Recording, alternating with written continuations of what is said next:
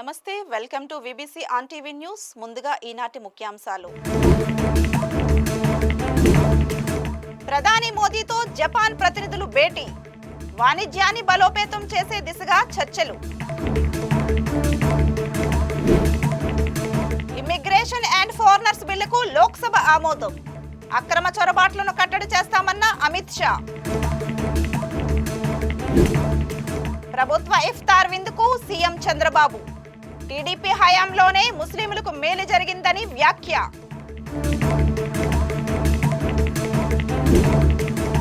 కొల్లేరు సమస్యకు పరిష్కారం చూపండి, లోక్సభలో ఏలూరు ఎంపీ పుట్టా మహేష్ విజ్ఞప్తి.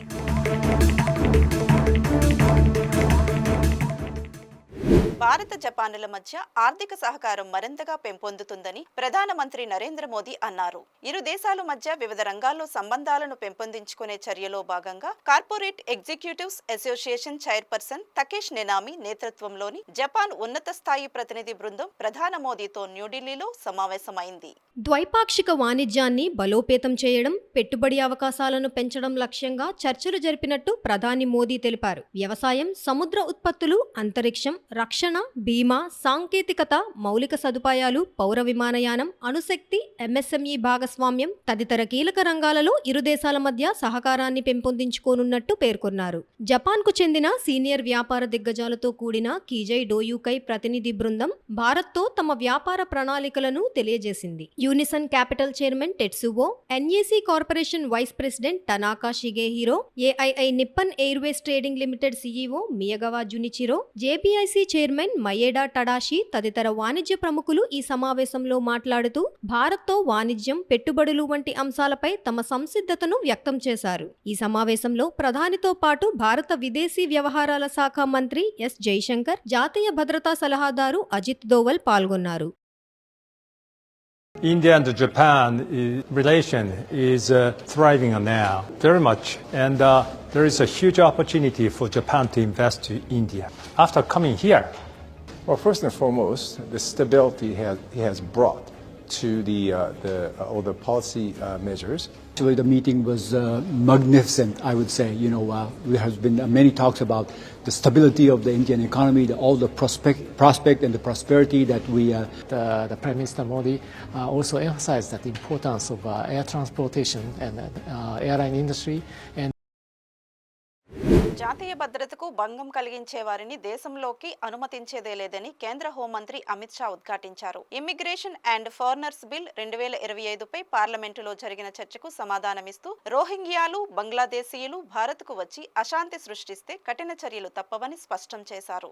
దేశ భద్రత దృష్ట్యా దేశంలోకి ఎవరు ఏ కారణాలతో ప్రవేశిస్తున్నారో, ఎంతకాలం ఉంటారో ప్రభుత్వం ఖచ్చితంగా తెలుసుకోవలసి ఉందని హోంమంత్రి అమిత్ షా వ్యాఖ్యానించారు. ఈ భావనలు కొత్తవి కాదని, అటువంటి హక్కులు వివిధ చట్టాలలో ప్రస్తావించబడ్డాయని పేర్కొంటూ ప్రభుత్వం ఇప్పుడు వాటన్నింటినీ ఏకీకృతం చేసిందన్నారు. దేశంలోకి ప్రవేశించే ప్రతి విదేశీయుడిని ట్రాక్ చేయడానికి ఇమ్మిగ్రేషన్ అండ్ ఫారినర్స్ బిల్ ద్వారా ప్రభుత్వం ఒక వ్యవస్థను ఏర్పాటు చేస్తుందని పేర్కొన్నారు. ఇది దేశాన్ని అభివృద్ధి చేయడంలోనూ, వ్యాపారం కోసం వచ్చేవారిని పర్యవేక్షించడంలోనూ సహాయపడుతుందన్నారు. అలాగే భద్రతకు ముప్పు కలిగించే వ్యక్తుల కదలికలను నిశితంగా గమనించడానికి కూడా ఇది వీలు కల్పిస్తుందని వివరించారు. చర్చ అనంతరం ఈ బిల్లును లోక్సభ ఆమోదించింది. बिल लाने का मुख्य मुद्दा वो है कि इमिग्रेशन एक प्रकार से आइसोलेटेड मुद्दा नहीं है. देश के कई मुद्दे इसके साथ जुड़े हुए हैं और कई प्रकार के मुद्दे डायरेक्टली नहीं तो इनडायरेक्टली इसके साथ जुड़ते हैं. हमारे देश की सीमा में कौन आता है, कब आता है, कितनी अवधि तक आता है और किस उद्देश्य तक आता है, ये जानने का अधिकार इस देश की सुरक्षा के लिए बहुत जरूरी है. और ये कोई नया विचार नहीं है. आगे मैं बताऊंगा, कई सालों से अधिकार अलग अलग कानूनों में चित्रे पड़े थे. हमने एकत्रित कर यहां लाने का प्रयास किया है और ये विधेयक के पास होने के बाद संपूर्ण व्यवस्थित, एकीकृत और अप टू डेट लेखा जोखा हर भारत में आने वाले विदेशी नागरिक का रखने का काम होगा, ये मैं इस सदन को आश्वासन देना चाहता हूं। और इसके माध्यम से ही देश का विकास भी हम सुनिश्चित कर पाएंगे। जो देश को विकसित करने के लिए आते हैं, व्यापार के लिए आते हैं, शिक्षा के लिए आते हैं, R&D के लिए आते हैं, वो सबका मैं स्वागत करता हूं। और सुरक्षा को जो खतरे में डालेंगे उन पर हमारी कड़ी नजर भी होगी, निगरानी भी। तो दोनों दृष्टि से मान्यवर ये बिल एक प्रकार से हमारे सभी ఉద్దేశం की परिपूर्ति करने वाला है। రాష్ట్ర ప్రభుత్వం ఆధ్వర్యంలో ఏర్పాటు చేసిన ఇఫ్తార్ విందులో ముఖ్యమంత్రి చంద్రబాబు నాయుడు పాల్గొన్నారు. ముస్లిం మత పెద్దలతో కలిసి ప్రత్యేక ప్రార్థనలు చేశారు. ఈ సందర్భంగా సీఎం చంద్రబాబు మాట్లాడుతూ పేదరికంలో ఉన్న ముస్లిం కుటుంబాలను ఆర్థికంగా పైకి తీసుకొస్తామని, ముస్లింలకు తెలుగుదేశం పార్టీ ఎప్పుడూ అండగా ఉంటుందని హామీ ఇచ్చారు. వక్ఫ్ బోర్డు ఆస్తులకు రక్షణ కల్పిస్తామన్నారు. 40 ఏళ్లుగా ఇఫ్తార్ విందులో పాల్గొంటున్నామన్న సీఎం క్రమశిక్షణ, దాతృత్వం, ధార్మిక చింతనల కలయిక పవిత్ర రంజాన్ మాసమని పేర్కొన్నారు. రంజాన్ మాసం ఒక పవిత్రమైన ఆచారమన్నారు. సమాజ శ్రేయస్సు కోసం ముస్లింలు దువా చేస్తున్నారని, ఆర్థికంగా బాగున్న వారు పేదలకు సాయం చేయడమే ఖురాన్ నేర్పించిన మంచి గుణమని సీఎం వివరించారు. ఉమ్మడి రాష్ట్రంలో టీడీపీ హయాంలోనే ముస్లింలకు మేలు జరిగిందని, ఉమ్మడి రాష్ట్రంలోనే ఉర్దూను రెండో భాషగా చేశామన్నారు. 2014 నుంచి 2019 మధ్య 163 కోట్ల రూపాయలతో 32,722 మంది మైనారిటీ వధువులకు దుల్హన్ సాయం అందించామని సీఎం తెలియజేశారు. రంజాన్ జరుపుకుంటున్నాం, నేను కూడా భాగస్వామి అవుతున్నాను. అయితే మీ అందరిని చూసినప్పుడు ఒక క్రమశిక్షణ, ఒక దాతృత్వం, ధార్మిక చింతనల కలయికే ఈ యొక్క రంజాన్ మాసం అత్యంత పవిత్రమైన మాసం. మనం అందరం కూడా పవిత్రమైన భావంతో ఈ రంజాన్ పండుగ జరుపుకుంటున్నాం. ఈరోజు మీరందరినీ చూస్తే ఉదయం నుంచి ఇప్పటి వరకు నీళ్లు కూడా తీసుకోకుండా ఇప్పటి వరకు దీక్షలో ఉన్నారు. ఒక కఠినమైనటువంటి దీక్షతో ఉన్న మిమ్మల్ని మనస్ఫూర్తిగా అభినందిస్తున్నాను. ఇది ఒక గొప్ప ఆచారం, పవిత్రమైన ఆచారం. ఉదయం నుంచి ఖురాన్ చదవడం, ప్రార్థనలు చేయడం, ధ్యానం చేయడం, అదే మరి ఇతరులకు సహాయం చేయడం, ఇలాంటి మంచి పనులు చేసి ఒక పాజిటివ్ దృక్పథాన్ని నిలవరుచుకొని మీరు మీ కుటుంబాలు ఆనందంగా ఉండడం కోసం పనిచేస్తున్నారంటే, అదే సమయంలో సమాజం కోసం కూడా మీరు దోహా చేస్తున్నారు. దానికి మనస్ఫూర్తిగా మిమ్మల్ని అందరినీ అభినందిస్తున్నానని చెప్పి కూడా నేను మీకు తెలియజేస్తున్నాను. ఈరోజు మనందరికీ ఖురాన్ నేర్పించినటువంటి ఒక మంచి గుణం, డబ్బులుండేవాళ్ళు వేరే వాళ్ళకి సహాయం చేయడం. ఇది ఒక పవిత్రమైన ఆశయంతో మీరందరూ ముందుకెళ్తున్నారు. అలాంటి సమయంలో మరొక్కసారి మిమ్మల్ని మనస్ఫూర్తిగా అభినందిస్తున్నాను. ఇప్పుడే కాదు, మొట్టమొదటి నుంచి కూడా తెలుగుదేశం పార్టీ మైనారిటీలతో అనేక కార్యక్రమాలతో అనుబంధం ఉంది. కొల్లేరు సమస్యకు శాశ్వత పరిష్కారం చూపడం ద్వారా అక్కడ నివసిస్తున్న ప్రజలకు భరోసా కల్పించాలని ఏలూరు ఎంపీ పుట్టా మహేష్ కుమార్ కేంద్ర ప్రభుత్వానికి విజ్ఞప్తి చేశారు. పార్లమెంటు సమావేశాల సందర్భంగా కొల్లేరు ప్రజల పక్షాన ఎంపీ పుట్టా మహేష్ కుమార్ లోక్సభలో గలం విప్పారు. కొల్లేరు ప్రాంతంలో సుమారు 3 లక్షల మందికి పైగా ప్రజలు జీవనం సాగిస్తున్నారని ఎంపీ మహేష్ కుమార్ తెలిపారు. కొల్లేరు సరస్సు ప్రముఖ పర్యాటక ప్రాంతంగా ఉందని, ఇక్కడికి దేశ విదేశాల నుంచి వచ్చే పక్షులను చూసేందుకు ప్రపంచ వ్యాప్తంగా ప్రజలు ఆసక్తి చూపుతారని గుర్తు చేశారు. కొల్లేరు ప్రాంతానికి హద్దులు నిర్ణయించాలని, ఇటీవల సుప్రీంకోర్టు జారీ చేసిన ఆదేశాలతో నిర్దేశించిన పరిమితులు ఈ ప్రాంత రైతులు ప్రజలపై తీవ్ర ప్రభావం చూపించిందని అన్నారు. సన్న చిన్నకారు రైతులు సుమారు 21,000 ఎకరాల భూములు కోల్పోతున్నారని ఆయన కేంద్ర ప్రభుత్వం దృష్టికి తీసుకెళ్లారు. కొల్లేరు ప్రజలు ఆందోళనకు గురవుతున్న నేపథ్యంలో ముఖ్యమంత్రి నారా చంద్రబాబు నాయుడు, ఉప ముఖ్యమంత్రి పవన్ కళ్యాణ్ ఈ సమస్యకు శాశ్వత పరిష్కారం చూపేందుకు కేంద్ర ప్రభుత్వంతో సంప్రదింపులు జరుపుతున్న విషయాన్ని ఎంపీ మహేష్ కుమార్ ప్రస్తావించారు. కొల్లేరు సమస్య తరచూ సుప్రీంకోర్టులో విచారణకు వస్తున్నా ఇక్కడి ప్రజలు రైతుల వ్యక్తిగత సమస్యలు పరిష్కారం కావడం లేదని ఎంపీ మహేష్ కుమార్ ఆవేదన వ్యక్తం చేశారు. తరచూ పునరావృతం అవుతున్న కొల్లేరు సమస్య వల్ల ఇక్కడి ప్రజలు మనుగడ సాగించడం ప్రశ్నార్థకంగా మారిందని, ఇదే కొనసాగితే వలసలు వెళ్లే పరిస్థితి తలెత్తుతుందని ఎంపీ మహేష్ కుమార్ వివరించారు. కేంద్ర ప్రభుత్వం, కేంద్ర అటవీ శాఖ మంత్రి జోక్యం చేసుకుని కొల్లేరు ప్రజల దీర్ఘకాలిక సమస్యకు శాశ్వత పరిష్కారం చూపాలని ఎంపీ పుట్టా మహేష్ కుమార్ అభ్యర్థించారు. Sir, in our constituency, we are having a Kolleru lake where almost 3 lakh people around the Kolleru lake lives from long time. Because of the Kolleru lake has been the bird sanctuary where birds comes there from different countries and lives there. Today, in the Supreme Court, and because of the Supreme Court, they are defining the borders of the Kolleru lake, where there is lot of farmers' lands and individual lands, which is almost 14 acres plus 7 acres, which is 20 to 23,000 acres, which has been taken over the Supreme Court, which is in this Kolleru lake. We have asked, requested every time in the courts of Supreme Court that to see that the individual farmers' land should be not included in the Kolleru region. But it is not taken care, sir. Today, our CM Chandrababu Naidu garu also and Pawan Kalyan garu also has taken incentive to solve the issue of Kolleru lake, which is there from last 20 years now, where 4 lakh people are suffering from last 20 years. Till today, they don't know that they will be living there or they will be moving from there because of this Kolleru issue. But I have requested Forest Minister also.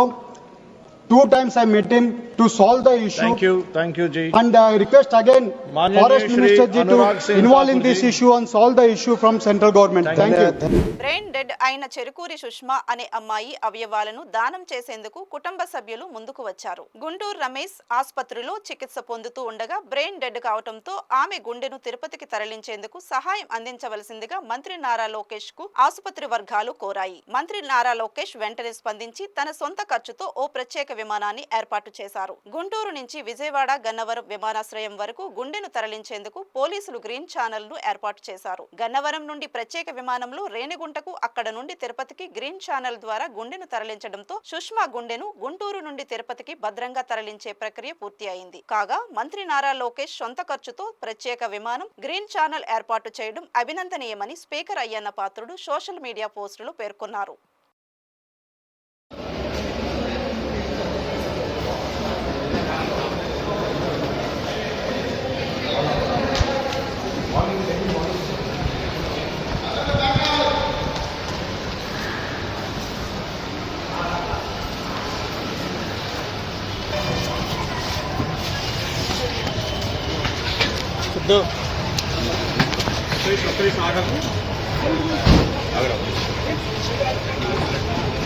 कुछ చేతులు ఉండాలి.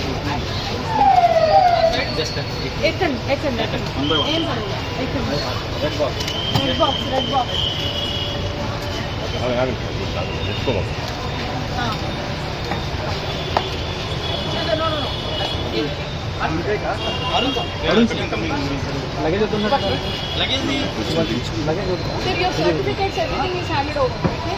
If you need anything, you can just message me.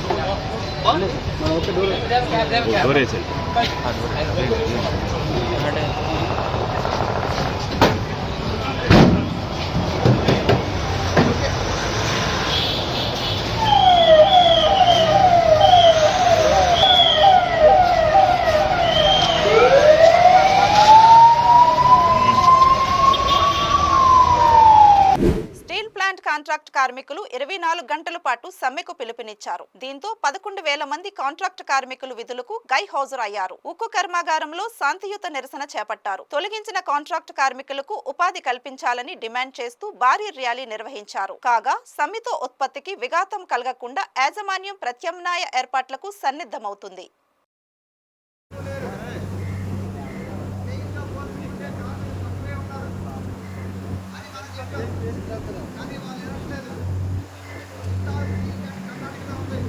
Rajahmundry KIMS బొల్లనేనిలో మహిళా pharmacist ఆత్మహత్యకు కారణమైన హాస్పిటల్లో AGM Deepak ను ఎట్టకేలకు పోలీసులు అరెస్టు చేశారు. ఈ మేరకు మీడియా సమావేశంలో south zone DSP Bhavyasri Kishore, Prakash Nagar inspector Bajilal వివరాలను వెల్లడించారు. మరోపక్క కిమ్స్ బొల్లనేని వైద్యులు వెల్లడిస్తూ బాధితురాలు పరిస్థితి క్షీణిస్తుందని, బ్రెయిన్ రికవరీ అయితే కానీ ఏమీ చెప్పలేమన్నారు. ఈ వ్యవహారానికి సంబంధించి Rajahmundry city MLA Adireddy Srinivas video సందేశం కూడా విడుదల చేశారు.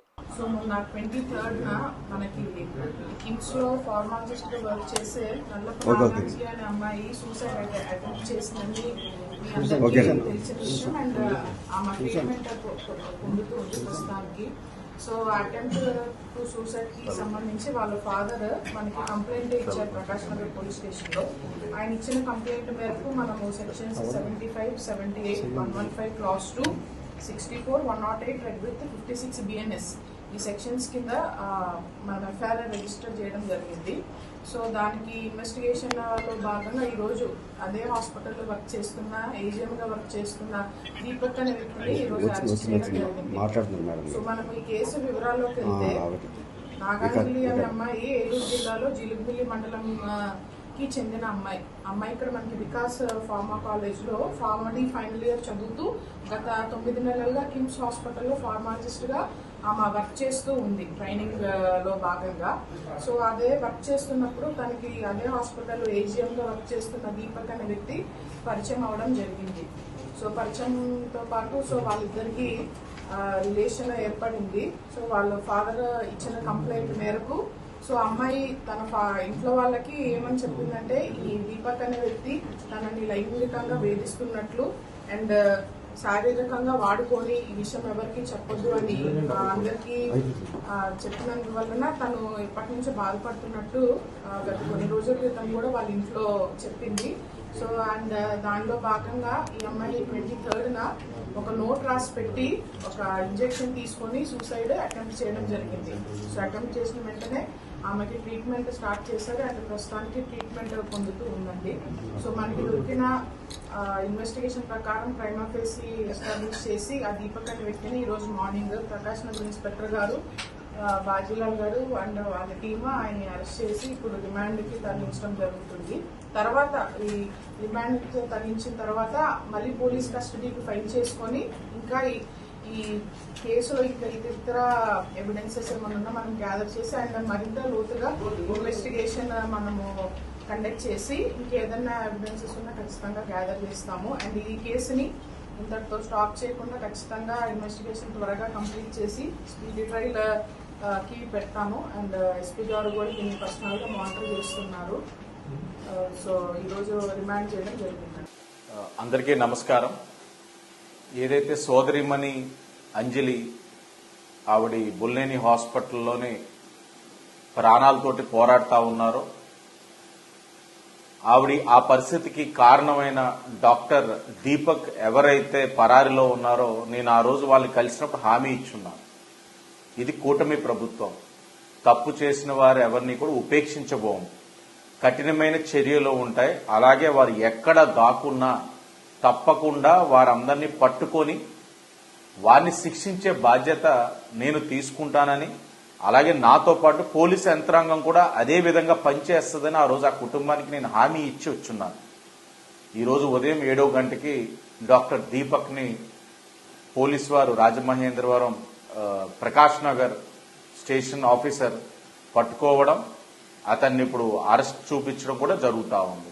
శ్రీకాళహస్తి ఆలయంలో అధికారులు హుండీ లెక్కింపు కార్యక్రమాన్ని నిర్వహించారు. భ్రమరాంబికా సేవా సమితి ద్వారా తిరుపతికి చెందిన లావణ్య అనే మహిళ హుండీ లెక్కింపులో పాల్గొన్నారు. అయితే భోజన విరామం సమయంలో బయటకు వస్తున్న లావణ్యను భద్రతా సిబ్బంది తనిఖీ చేయగా ఆమె వద్ద ₹1,00,000కు పైగా నగదును గుర్తించారు. ఈవో బాపిరెడ్డి ఆదేశాల మేరకు ఆమెను పట్టణంలోని పోలీస్ స్టేషన్ కు తరలించారు.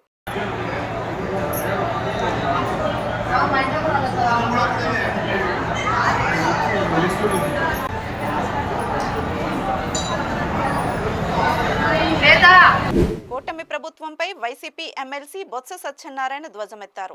ఈ మేరకు ఆయన విశాఖలో మీడియా సమావేశం నిర్వహించి కూటమి ప్రభుత్వానికి ప్రజలు సరైన గుణపాఠం చెబుతారన్నారు. ఈ సందర్భంగా బొత్స మాట్లాడుతూ 1300 కోట్ల రూపాయల విలువైన 13 ఎకరాల భూమిని ప్రభుత్వం లూలు సంస్థకు 99 ఏళ్లకు కేవలం 3 కోట్ల రూపాయల అద్దెకు ఇవ్వాలని నిర్ణయం తీసుకుందని ఆరోపించారు. దీనితో పాటు 150 కోట్లు స్టాంపు డ్యూటీ, ఇతర పన్నుల మినహాయింపు ఇస్తోందన్నారు. ఆ రాయితీ సొమ్ము 150 కోట్లతో రెస్టారెంట్లు, సినిమా హాల్, కన్వెన్షన్ హాల్ ఎందుకు నిర్మించకూడదని ప్రశ్నించారు. లూలు కంపెనీతో ఉన్న చీకటి ఒప్పందాన్ని బయట పెట్టాలన్నారు. ఇంకో ఏడాదిలో స్థానిక సంస్థలు ఎన్నికలు రాబోతుండగా కూటమి నాయకులు దౌర్జన్యాలకు పాల్పడుతున్నారని, వారి దుర్మార్గాలకు పోలీసులు వంత పాడుతున్నారని దుయ్యబట్టారు. రాష్ట్రాన్ని మరో బీహార్గా చేయాలని చూస్తున్నారా అంటూ నిలదీశారు. సుమారు 13 ఎకరాల దగ్గర మన బీచ్ పక్కన ఉన్న విలువైన భూమిని మళ్ళీ లులు సంస్థకి ఇవ్వాలని అని ఒకటి చూశాను. అది కూడా ఆ సంస్థకి ఇచ్చింది 33 సంవత్సరాలు లీజుకి ఇవ్వాలని, 33 సంవత్సరాలు కాదు, 99 సంవత్సరాలు లీజుకి ఇవ్వాలని. లీజు కూడా సంవత్సరానికి 50 లక్షల, ఎకరాకి 50 లక్షల రూపాయలకి లీజుకి ఇవ్వాలని. దాంట్లో వాళ్ళు చేసే కట్టడాలు, సినిమా హాల్స్, రెస్టారెంట్లు, కన్వెన్షన్ సెంటర్లు, ఇవి ఆలోచించేమని అడుగుతున్నాను మీ ద్వారా రాష్ట్ర ప్రజానికాన్ని, ముఖ్యంగా మా ఉత్తరాంధ్ర ప్రాంతంలోని ఈ ఉత్తరాంధ్ర ప్రాంత ప్రజలందరినీ కూడా. సినిమాలు కట్టడానికి, రెస్టారెంట్లు కట్టడానికి, కన్వెన్షన్ సెంటర్కి బీచ్ పక్కనున్న ఎకరా సుమారు 100 కోట్ల రూపాయలు తక్కువ లేకుండా చేస్తున్న 1300 కోట్ల రూపాయల ఆస్తిని ఒక ప్రైవేట్ సంస్థకి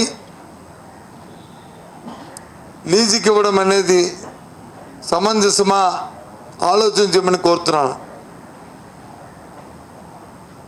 ప్రభుత్వం అట్టహాసంగా చెప్పింది ఎన్నికల ముందు మేము సంపద సృష్టిస్తామని. ఇది సంపద సృష్టిలో భాగమా అని అడుగుతున్నాను. ఇదేనా సంపద సృష్టించమంటే? ప్రభుత్వం 100 కోట్ల, 1000 కోట్ల ఆస్తిని 99 సంవత్సరాలకి పారదర్శకత లేకుండా ఒక సంస్థకి ఇవ్వడం అనేది ఎంతవరకు సంబంధించి ఆలోచించమని కోరుతున్నాను. కోనసీమ జిల్లా కపిలేశ్వరపురం మండలం కోరుమిల్లి గ్రామ పంచాయతీ వద్ద ప్రొహిబిషన్ ఎక్సైజ్ శాఖ ఆధ్వర్యంలో నవోదయ 2.0 కార్యక్రమం నిర్వహించారు. ఈ సందర్భంగా జిల్లా ఎక్సైజ్ సూపరింటెండెంట్ ఎస్కే ప్రసాద్ మాట్లాడుతూ ఈ గ్రామం నాటు సారా విక్రయంలో బి గ్రేడ్ లో ఉందని, గ్రామస్తుల సహకారంతో సంపూర్ణ సారా రహిత గ్రామంగా తీర్చిదిద్దుతామని వివరించారు. సీఎం చంద్రబాబు నాయుడు గతంలో నవోదయ కార్యక్రమం ద్వారా ప్రజలు, అధికారులు సహకారంతో సారా నిర్మూలనకు విశేష కృషి చేశామన్నారు. గంజాయి, నాటు సారా తయారీ, విక్రయం, రవాణా వంటి అసాంఘిక కార్యకలాపాలు నిర్వహిస్తున్న వారి సమాచారం తెలిస్తే 14405 నెంబర్కి కాల్ చేయాలని ఆయన విజ్ఞప్తి చేశారు. చంద్రబాబు నాయుడు గారు దాన్ని ప్రవేశపెట్టారండి. ఈ చంద్రబాబు నాయుడు గారు ఏం చేశారంటే, ఈ గ్రామంలో అన్ని గ్రామాలు కూడా ఆరోగ్యవంతంగా ఉండాలనే ఉద్దేశంతో ఈ సారా రహిత గ్రామాలుగా తీర్చిదిద్దితే ఆటోమేటిక్గా ఆరోగ్యవంతం అవుతారనే ఉద్దేశంతో ఈ కార్యక్రమం చేపట్టారు. అయితే ఇదివరకు ఈ ఊర్లో ఏమన్నా జరిగినాయా, ఈ ఊర్లో సారా కాసిన వాళ్ళు, అన్ని వాళ్ళు ఎవరన్నా దొరికారా, ఆ డేటా మీద ఈ ఊరిని బి గ్రేడ్ కింద మేము డిక్లేర్ చేయడం జరిగిందండి. ఈ బి గ్రేడ్లోనూ ఇప్పుడు మేము మీటింగ్ పెట్టడానికి ఏంటంటే మొత్తం 5 దశలు ఉన్నాయి. ఈ 5 దశలో ఫస్ట్ దశ ఏంటంటే అండి అవేర్నెస్ క్యాంపెయిన్ కండక్ట్ చేయడం. రెండోదేమో ఎన్ఫోర్స్మెంట్. ఫస్ట్ స్టేజ్ ఇప్పుడు జరుగుతుంది. సెకండ్ స్టేజ్లో ఎన్ఫోర్స్మెంట్ చేయాలంటే మీ అందరి సహకారంతో టోల్ ఫ్రీ నెంబర్ ఉంది 14405. ఆ 05కి మీ ద్వారా ఫోన్ చేసినా, మాకు ఇన్ఫర్మేషన్ వచ్చినా, మేము ఇన్ఫార్మెంట్ దగ్గర నుంచి మాకు ఏమైనా సమాచారం అందినా మా వాళ్ళు రైట్ చేసి వాళ్ళని పట్టుకుని ఫస్ట్ కేసు రాస్తారు. ఫస్ట్ వాళ్ళు చెప్తే వినలేదు అనుకోండి, కేసు రాసేస్తారు. తర్వాత ఇలాగా 3 సార్లు దొరికినట్లయితే, 3 సార్లు దొరికితే వాళ్ళకి పీడీ యాక్ట్ పెడతారండి. పీడీ యాక్ట్ పెడితే 1 సంవత్సరం దాకా వాళ్ళు జైలు నుంచి బయటకు రారు. అది ఆ ఉద్దేశం కూడా ఒకటి వాళ్ళని భయపెట్టారు కదా, జరిగేది. ఈ కార్యక్రమం జరుగుతున్నసేపు ఇప్పుడు ఒకవేళ మానేసేసి వాళ్ళందరూ వాళ్ళు మానేస్తామని ఒక నిర్ణయానికి వస్తే ఈ ఎంఆర్ఓ గారి సమక్షంలో, ఆర్డీఓ గారి సమక్షంలో ఆ ఓత్ తీసుకుని వాళ్ళతో ప్రతిజ్ఞ చేయించి, ఆ ప్రతిజ్ఞ ద్వారా వాళ్ళు మాత్రం లేదని మేము అబ్జర్వ్ చేసుకుని చేసుకున్న తర్వాత ఈ ఊరిని సారా రహిత గ్రామంగా తీర్చిదిద్దడానికి మేము చేస్తామండి. ఇది చేసిన తర్వాత ఈ సారా రహిత గ్రామంగా తీర్చిదిద్దిన తర్వాత దీంట్లో మానివేసిన వాళ్ళు ఉంటారు కదండి, వాళ్ళు ఎటువంటి పనులు చేసుకోలేకపోయినట్లయితే డిఆర్డిఏ ద్వారా వాళ్ళకి పథకాలు ఇవ్వటం ద్వారా వాళ్ళకి లబ్ధి చేకూరేలాగా చేయడానికి ప్రోగ్రాం ఫ్రేమ్ చేయబడింది. కాబట్టి ఈ ఉద్దేశం మంచి ఉద్దేశమే. ఇది ఈ సారా తాగటం వల్ల డైరెక్ట్గా ఇంటెస్టైన్ పోతాయి, కాలేయం పోతుంది, తర్వాత ఈ కిడ్నీస్ పోతాయి, అన్నీ పోతాయండి. సారా తయారు చేసుకోవడం అనేది ఒక రఫ్ పద్ధతి అనమాట అండి. దాంట్లో ఒక సిస్టమేటిక్ ఏమి ఉండదు. దాంట్లో ఏమున్నా సరే అది మనం తాగేస్తాం. ఫిల్టరేషను, దాన్ని వేరు చేయడం అవన్నీ ఏమి ఉండదండి. కాసినట్టుగానే మనం తాగడం జరుగుతుంది. దానివల్ల ఏంటంటే మన గుండెలు తర్వాత ఇవన్నీ పాడైపోతాయి. తిరుపతి జిల్లాలో రేణిగుంటలో ఓ ఆటో డ్రైవర్ పై పార్కింగ్ డబ్బులు వసూలు చేసే వ్యక్తి దాడికి పాల్పడ్డాడు. శ్రీవారి భక్తురాలు ఆటోలో ఉండగా డ్రైవర్ పై దాడి చేశాడు. రైల్వే స్టేషన్ వద్ద ప్రైవేటు పార్కింగ్ లో డబ్బులు వసూలు చేసే వ్యక్తి 30 రూపాయలు పార్కింగ్ ఫీజు కట్టాలంటూ దాడి చేయడంతో పాటు ఆటోను అడ్డుకొని డ్రైవర్ తో కొట్లాటకు దిగాడు. దీంతో ఆటోలో ఉన్న మహిళలు భయభ్రాంతులకు గురయ్యారు. అనంతరం స్థానికులు జోక్యం చేసుకుని ఆమెను వేరే ఆటోలో తరలించారు.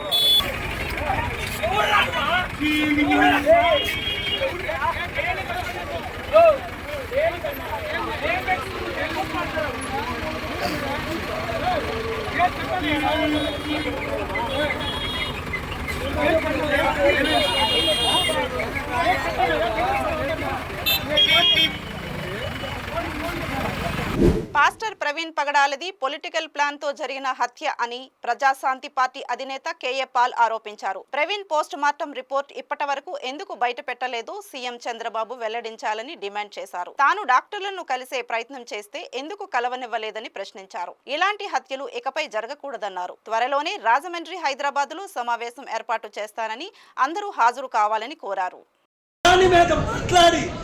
ఆయన మార్చి 5ని నోటీస్ వాపస్ తీసుకున్నట్టు కేఏ పాల్ చేశారు.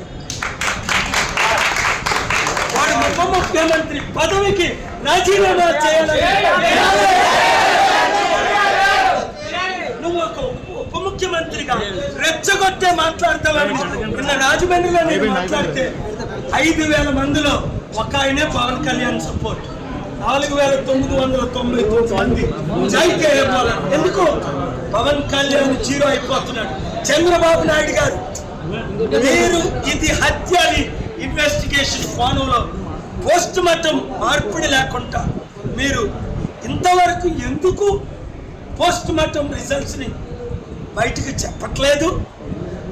నేను వెళ్తే అక్కడ డాక్టర్స్ కలుస్తానంటే ఒక్కరిని కూడా ఎందుకు కలనివ్వలేదు? నన్ను కలుస్తానని వెయిట్ చేయించి కంట ఎందుకు పోస్ట్ మార్టం రిపోర్ట్ ఇవ్వకుండా పోలీసులు మా మీద దాడి చేశారు? ఇది కేవలం పొలిటికల్ ప్లాన్ తో జరిగిన హత్య అని మీరు నాకు 7569441275లో ఇంకా ఎవిడెన్స్ పెట్టండి. చాలా కలెక్ట్ చేసాం. నేను కేసు వేస్తాను, పబ్లిక్ ఇంట్రెస్ట్ లిటిగేషన్. ప్రవీణ్ పగడాల లాంటి హత్యలు ఇంకా జరగకూడదు అంటే మనం అందరం, నేను మీటింగ్ అనౌన్స్ ఏర్పాటు చేస్తాను ఇక్కడ హైదరాబాద్లో, రాజమండ్రిలో. మీరు ఒక్కొక్కరు 100-1000 మందిని తీసుకొని రండి, నిలబడండి. లేదా ఇది ఒక హత్య కాదు. గుజరాత్లో ఒక్క రోజు 2 రోజుల్లో 3,000 మందిని ఏ విధంగా చంపేశారు. మణిపూర్లో లక్షల మంది ఇల్లు లేకుండా చేసేసారు, 1,000 మందిని చంపేశారు. అది మళ్ళీ వచ్చే ఎలక్షన్ తర్వాత జరుగుతుంది. ఒక కేఏ పాలే దేవుడు పంపించిన దూతని నమ్మిన వారు అందరూ. తిరుపతి అర్బన్ డెవలప్మెంట్ అథారిటీ మాజీ చైర్మన్ చెవిరెడ్డి మోహితారెడ్డితో పాటు మరో 9 మంది మీద తిరుపతి పోలీసులు కేసులు నమోదు చేశారు. తిరుపతి రూరల్ ఎంపీపీ స్థానానికి జరిగిన ఎన్నికల్లో విజయం సాధించి వైసీపీ ఆ స్థానాన్ని కైవసం చేసుకుంది. దీంతో పార్టీ వర్గాలు పెద్ద ఎత్తున వేడుకలు జరుపుకున్నాయి. సంబరాల్లో భాగంగా నేతలు, కార్యకర్తలు వైకుంఠపురం ఆర్చ్ దగ్గర బాణాసంచి కాల్చుతూ నినాదాలు చేయడంతో ఎన్నికల కోడ్ ఉల్లంఘన నేరం కింద పోలీసులు వీరిపై కేసులు నమోదు చేశారు.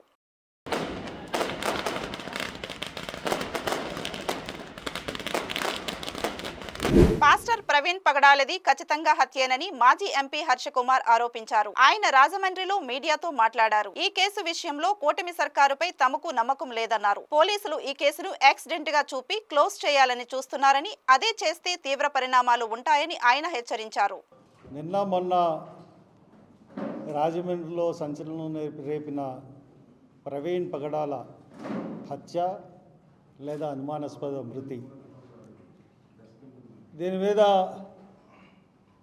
చాలా సెన్సేషన్ క్రియేట్ అయింది.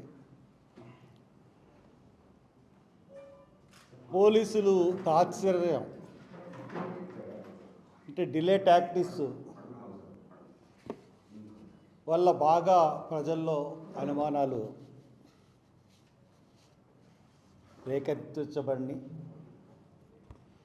మొన్న తెల్లవారు జరిగిన ఆ దేహాన్ని రాజమండ్రి హాస్పిటల్కి షిఫ్ట్ చేసిన తర్వాత నేను 1:30కి గవర్నమెంట్ హాస్పిటల్కి వెళ్ళడం జరిగింది.